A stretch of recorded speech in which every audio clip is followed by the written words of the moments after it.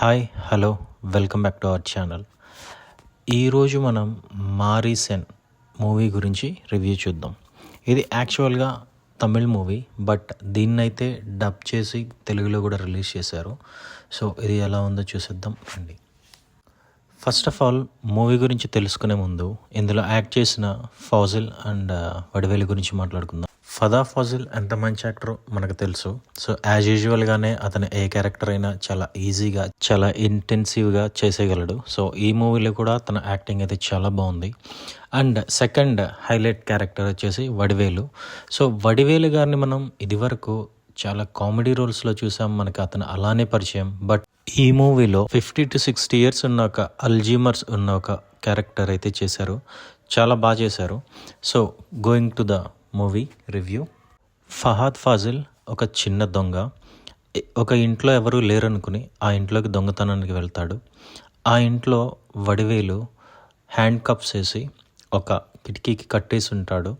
అన్ఎక్స్పెక్టెడ్గా అతన్ని విడిపించి బయటికి తీసుకొని వస్తారు. వచ్చిన తర్వాత వడివేలు అకౌంట్లో 25 lakhs మనీ చూసి అవి ఎలా అయినా కొట్టేయాలని అనుకుంటాడు. కానీ ఈలోపే తెలుసుకుంటాడు వడివేలుకి మతిమరుపు ఉందని చెప్పి.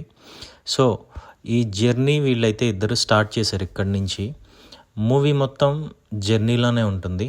ఈ జర్నీలో ఫదా ఫాజిల్ వడివేలు నుంచి ఆ 25 lakhs కొట్టేస్తాడా, లేదా డబ్బులు కొట్టేసే ఛాన్స్ వచ్చినా కానీ వడివేలు గారి మంచితనానికి మారిపోయి దొంగతనాలు చేయటం ఆపేస్తాడా అన్నదే స్టోరీ పాయింట్. మూవీలో పాజిటివ్ పాయింట్స్ వచ్చేటప్పటికి ఫాజిల్ అండ్ వడివేలు గారి యాక్షన్, ఇద్దరు ఎక్స్ట్రాడినరీ యాక్షన్ అయితే చేశారు. అండ్ కామెడీ కొంచెం అక్కడక్కడ కామెడీ కూడా ఉంటుంది. బట్ ఈ మూవీ స్టార్టింగ్ ఎలా అయితే ఉంటుందో వెళ్ళే కొంది ఇంటర్వెల్ నుంచి ట్విస్టులు అయితే స్టార్ట్ అవుతాయి. ఈ ట్విస్టులు మనం ఎవరూ కూడా ఊహించలేం. చాలా ఎంగేజింగ్గా అనిపిస్తాయి ఈ ట్విస్ట్లు. ఒకదానికి మించిన ఒక ట్విస్ట్ వస్తూనే ఉంటాయి till movie end. Camera work, BGM అన్నీ బాగానే వర్కౌట్ అయ్యాయి దీనికి. ఇంకా నెగిటివ్ పాయింట్స్కి వస్తే సెకండ్ హాఫ్లో నేరేషన్ కొంచెం స్లోగా అనిపిస్తుంది.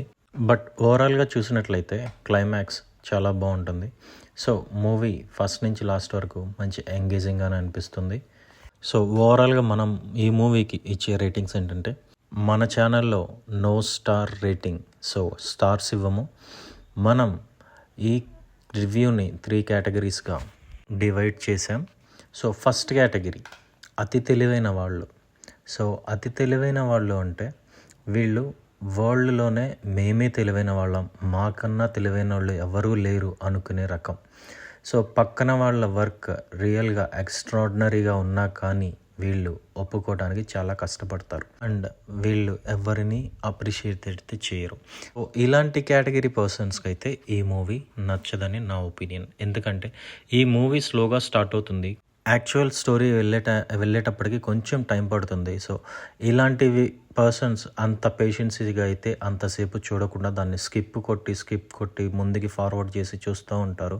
సో వాళ్ళకి మెయిన్ ప్లాట్ అనేది మిస్ అయిపోతారు. అండ్ ఓవరాల్గా ఏ మూవీ ఏమీ బాగాలేదు అని చెప్పి వెళ్ళిపోతారు. Second category common audience.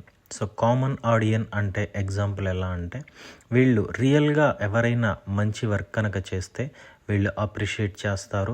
And వరల్డ్లో మనకన్నా తెలివైన వాళ్ళు చాలామంది ఉన్నారని బిలీవ్ చేస్తారు. అండ్ స్మార్ట్ వర్క్ కూడా చేస్తారు. సో ఇలాంటి కామన్ ఆడియన్కి ఈ మూవీ అయితే చాలా బాగా నచ్చుతుంది. మంచి మూవీ చూసామనే ఫీల్ కూడా కలుగుతుంది. అండ్ థర్డ్ కేటగిరీ వీళ్ళు ఏంటంటే చాలా మంచి ఆడియన్స్. వీళ్ళు మంచి ఆడియన్స్ అంటే మన రేలంగి మూవీ లాగా. సో చిన్న జోక్ వచ్చినా కానీ పెద్దగా నవ్వుతుంటారు.